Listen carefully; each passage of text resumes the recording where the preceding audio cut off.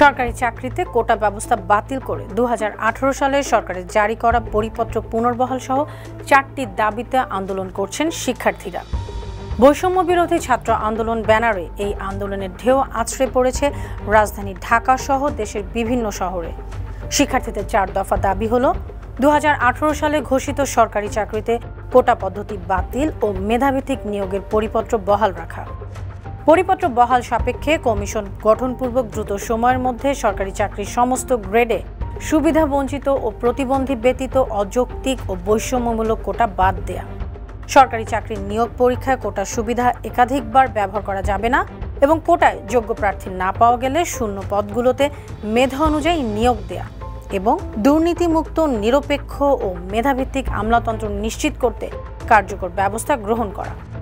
তবে শিক্ষার্থীদের এই 4টি দাবি বর্তমানে একটি দাবিতে পরিণত হয়েছে, আর তা হলো সব গ্রেডে সব ধরনের কোটা বাতিল করে সংসদে আইন পাশ করতে হবে।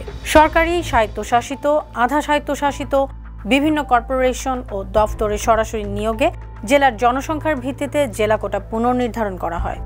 2001 সালের আদমশুমারি পরিসংখ্যানের ভিত্তিতে 2009 সালের 20 ডিসেম্বর জেলাভিত্তিক কোটা নির্ধারণ করে সরকার। পিছিয়ে পড়া জনগোষ্ঠীকে সমতার ভিত্তিতে এগিয়ে নিতে কর্মসংস্থান সহ অন্যান্য সুযোগ সুবিধায় সারা বিশ্বে কোটা সংরক্ষণ ব্যবস্থা প্রচলিত। বাংলাদেশেও 1972 সাল থেকে এই ব্যবস্থা শুরু হয়। ওই সময় সরকারি কর্মচারী নিয়োগে মাত্র 20% নেওয়া হয়েছিল সাধারণ মেধায়, 40% জেলা কোটা এবং 10% ছিল নারী কোটা, আর মুক্তিযোদ্ধাদের জন্য উপহার হিসেবে কোটা সংরক্ষণ করা ছিল 30%। 1976 সালে কোটার ক্ষেত্রে সংস্কার আনা হয়। সরকারি চাকরির নিয়োগে 40% জেলা কোটা থেকে 20% কমিয়ে সাধারণদের জন্য 20% থেকে 40% উন্নীত করা হয়। 1972 সালের সমান 30% মুক্তিযোদ্ধা কোটা রাখা হয়, আর নারীদের জন্য 10% পদ সংরক্ষিত রাখা হয়। 1996 সালে আওয়ামী লীগ সরকারের সময় কোটায় আরেক দফায় পরিবর্তন আনা হয়। মুক্তিযোদ্ধা সন্তানদের জন্য নতুনভাবে কোটা ব্যবস্থা চালু করে তখনকার সরকার। সবশেষ 2009 সালের 20 ডিসেম্বর জেলাভিত্তিক কোটা নির্ধারণ করা হয়।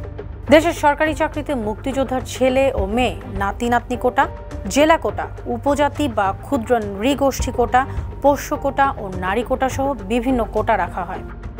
তবে 2018 সালে প্রচলিত কোটা ব্যবস্থার বিরুদ্ধে তীব্র আন্দোলন হলে সরকার কোটা প্রথা বাতিল করে। একই বছরের 4 অক্টোবর সরকারি চাকরিতে নারী কোটা 10%, মুক্তিযোদ্ধা কোটা 30% এবং জেলা কোটা 10% বাতিল করে পরিপত্র জারি করা হয়। ওই পরিপত্রের বৈধতা চ্যালেঞ্জ করে 2021 সালে হাইকোর্টে রিট আবেদন করেন একজন মুক্তিযোদ্ধার সন্তান। শুনানি শেষে গত 5 জুন হাইকোর্ট মুক্তিযোদ্ধা কোটা বাতিলের পরিপত্র অবৈধ ঘোষণা করে রায় দেন। এই রায়ের বিরুদ্ধে আপিল করে রাষ্ট্রপক্ষ। বিষয়টি আপিল বিভাগের শুনানির অপেক্ষায় আছে। এই অবস্থায় আন্দোলন করছে কোটা বিরোধীরা। সরকারি চাকরির নিয়োগে বর্তমানে কোটার বিন্যাস হচ্ছে মুক্তিযোদ্ধার ছেলে ও মেয়ে, নাতি নাতনিদের জন্য 30%, নারী 10%, জেলা কোটা 10%, ক্ষুদ্র নৃগোষ্ঠীর জন্য 5%। এই 55% কোটায় পূরণযোগ্য প্রার্থী পাওয়া না গেলে সেক্ষেত্রে 1% পদে প্রতিবন্ধী নিয়োগের বিধান রয়েছে। এর বাইরে বাকি 45% সাধারণদের জন্য বরাদ্দ। কোটা বিরোধীদের কেন এই আন্দোলন? আন্দোলনকারী শিক্ষার্থীদের দাবি, কোটা কখনোই স্থায়ী হয় না।